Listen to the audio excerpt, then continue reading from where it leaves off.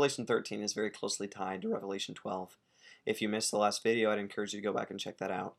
At the end of chapter 12, the dragon is standing on the shore of the sea, and at the beginning of 13, John is seeing two beasts, one coming out of the sea and one coming out of the earth. Revelation 16:13 makes it clear for us that the beast and the false prophet are other names for these two beasts, so I'm going to be referring to him as the false prophet mostly. As a side note, John uses a ton of Danielic information in this. He borrows heavily from Daniel's prophecy. If we had time, I would love to walk you through that. We don't have that time. Who are the beasts of Revelation? It's an issue it's hard to even scratch the surface of in 7 minutes because they're not restricted to just a few verses. We're introduced to them kind of in chapter 13, but they showed up first in chapter 11. We see them again in 16. There's a whole lot about them in 17, and then they wage war in chapter 19. My prayer with this video is to give you just enough insight to start you on your journey so that as you go through the book of Revelation, as you see these different questions, as indeed questions are raised through this video, you at least have a groundwork from which to work. Now I'm going to leave off, unlike normally, my supporting arguments, and I'm going to instead give you a simplified version of my current understanding of the beast in Revelation. I liked Pastor Keith's 7-point strategy several videos ago, so we're going to give that a whirl. Point 1, the beast and the false prophet are the current worldly tools of the dragon's fury. We're back to those 42 months. Talks about that in 13:5. You know that I take those as the last days that kicked off with Jesus' resurrection. I believe that the dragon and the false prophet are in the here and now. The beast and the false prophet, excuse me. They are not restricted to specific epochs. Indeed, these are the day-to-day enemies tormenting us, and as they have been tormenting the whole church for a couple thousand years. Point 2, the dragon, the beast, and the false prophet parody the Triune God. You might be surprised just how many times this word parody comes up in commentaries here. They are making a mockery of them, but not a mockery that makes them look good, makes them look even worse. With this perspective in mind, it's kind of obvious going through Revelation. I don't fully embrace the simplicity of the approach, but after a fashion, the dragon parodies God the Father, the beast, God the Son, and the false prophet, God the Holy Spirit. As an example of this, in Revelation 13:7, the text says, "An authority was given it over every tribe and people and language and nation." Now, most of the time we know that language referring to Jesus, but it's actually referring to the beast in context.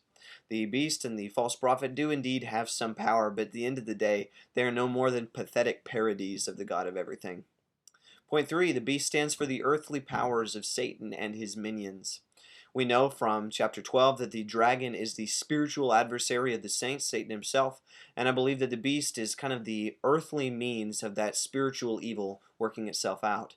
So what is the beast? Who is the beast? Well, we're given a whole lot of details, but not given a whole lot of insight as to how to piece those details together. I believe that in light of the fact that the word authority is used 6 times referring to the beast is able to, he's given the power to make war on the saints, and indeed the beast is closely associated with kings in chapter 17, that the beast is kind of the stand-in for the earthly powers, political, martial, economic, something else, maybe a combination of these, the earthly powers of the dragon. Point 4, the beast may well come as a final end times tyrant waging war against the saints. Now, most of the time I go the symbolic route when it comes to Revelation. We've made that case before. But then we're given some information in chapter 17. It says that the beast has 7 heads. A lot of folks identify these 7 heads with Rome. Seems a little difficult, and made that much more difficult from the peculiarity of chapter 17. The beast has 7 heads. These 7 heads are 7 kings. 5 of those kings are defeated, and then maybe, I guess, the beast separates himself from the other heads, and then also the beast becomes like an 8th head. It is as weird as I'm giving you this right now.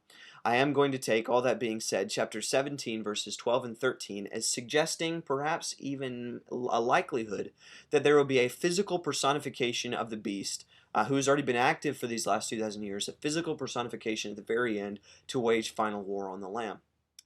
Point 5, the false prophet stands for the religious deceptions of Satan and his minions.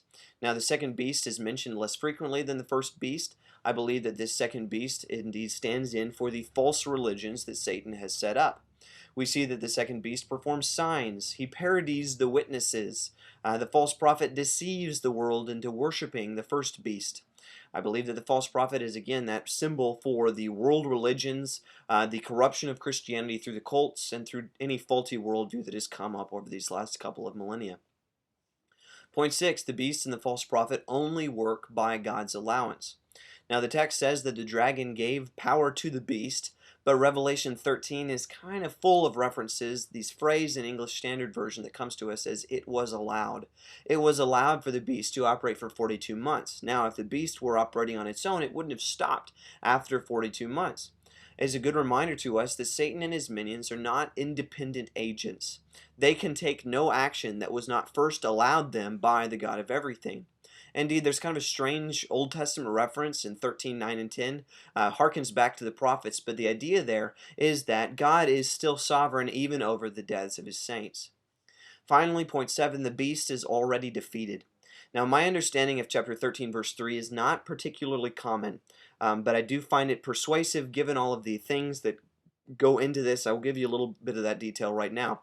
Now, the sea monster, first beast, has a wound in its head. And in verse 3, the Greek has two words for wound. One of those words is plague. Throughout the book of Revelation, whenever plague is utilized, that is a wound caused by God on something else. This wound was dealt by the sword in chapter 13, verse 14. Indeed, it says in the Greek that it seemed to be a mortal wound, and that seemed does not require that it looked like it, but it really wasn't. Rather, John is still in his apocalypse, right? He's having these visions. Well, it looked like a mortal wound.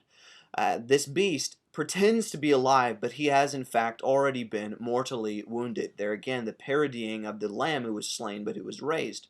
There's connection. I'm not going to go over there, but check out Isaiah 27 verse 1 for some parallels here. I'm taking this mortal wound as being the fulfillment of the prophecy back in the 3rd chapter of the Bible, Genesis 3:15, where the offspring of the woman crushes the offspring of the serpent. When Jesus was resurrected, he with his sword dealt that mortal wound to the beast. Helpful again to remember that though the dragon, the beast, and the false prophet sometimes seem overwhelmingly strong in this world, the victory has already been conclusively accomplished by the Lamb who was slain and who was raised.